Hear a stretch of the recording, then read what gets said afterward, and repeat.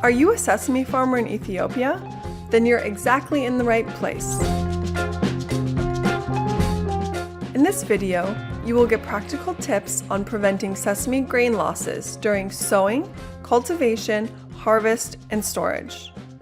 Besides management problems, one important reason for grain losses in sesame production is pesticide contamination. It can affect the organic quality of sesame. You can even lose the organic certification when contamination is detected in sesame or any other rotation crop.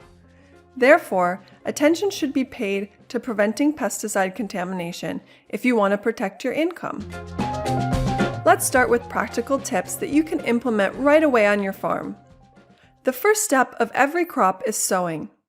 This is also where the prevention of grain losses starts. Sowing on flat soil at an even depth allows for uniform germination and growth, leading to uniform maturity throughout the field. The soil should not be too dry at this time.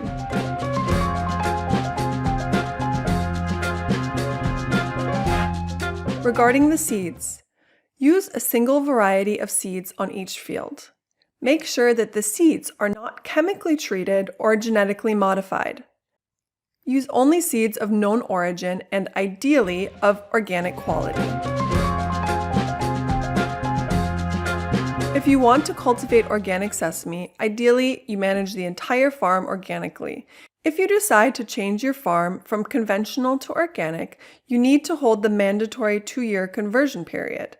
Maintain a distance between neighboring conventional fields and your organic fields to reduce pesticide drift. Hedges to adjacent fields reduce the risk of spray drift while providing a habitat for beneficial insects and birds.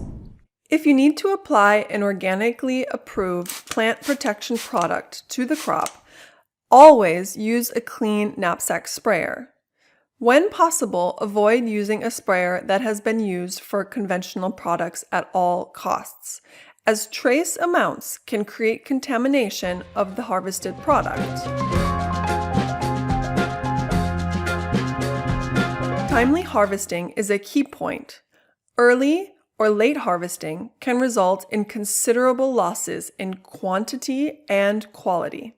If you harvest too late, the bottom capsules begin to shatter before harvest. This should be prevented.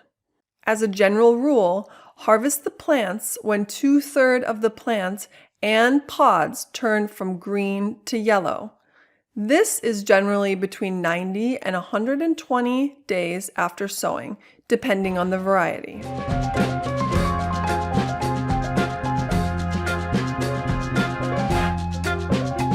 Monitor the crop constantly as it approaches maturity to avoid overstepping the ideal stage.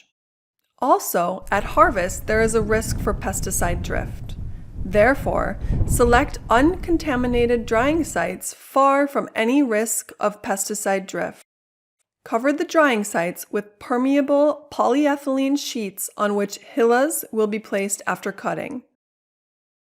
Make sure the tarp is new and clean or has never been in contact with chemicals or conventional grains. Place hillas next to each other and close to the threshing site. This minimizes shattering losses occurring while carrying dried sesame plants to the threshing site. Proper drying reduces the drying time and thus limits exposure of the grains to pest infestation, thus minimizing the risk of losses. If possible, thresh and winnow the grains at the drying site to avoid losses during transport of the plants and grains.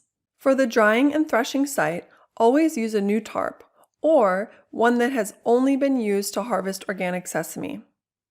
If some seeds fell out of the tarp, don't collect them, as they should never be mixed with soil. Collecting seeds in contact with the soil may contaminate the entire harvest.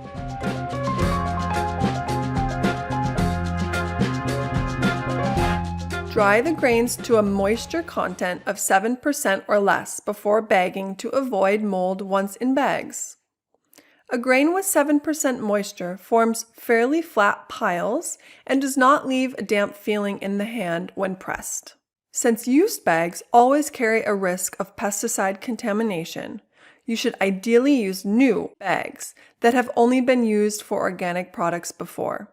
To avoid commingling with conventional sesame, each bag must be labeled with at least the following information for exact identification: product, producer, village, year of production, and organic quality. Before storing new harvests, clean the warehouse well and ensure that the room is well ventilated. A concrete floor facilitates cleaning. Since storage conditions are never ideal on the farm, try to arrange transportation to the buyer's storage as soon as possible. Ideally, store the bags on clean, untreated wooden pallets. Do not store pesticides or use sprayers in the warehouse, and never use chemical pesticides or poison baits for rodents inside the warehouse.